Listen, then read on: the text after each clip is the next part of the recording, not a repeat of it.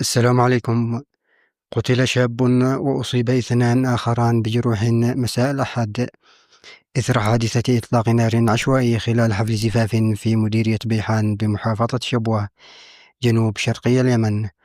وأفادت مصادر محلية أن الحادثة وقعت أثناء مراسم الاحتفال، حيث أطلق وابل من العيرة النارية في الهواء مما أدى إلى إصابة 3 أشخاص، توفي أحدهم على الفور متأثرا بجراحه، فيما تم نقل المصابين الآخرين إلى أحد المستشفيات لتلقي العلاج. ونطالب السلطات المحلية باتخاذ إجراءات صارمة للحد من هذه الظاهرة وتجريم حمل السلاح واستخدام السلاح في المناسبات الاجتماعية، حفاظا على أرواح المدنيين وضمانا لأمن واستقرار المجتمع. شكرا لكم.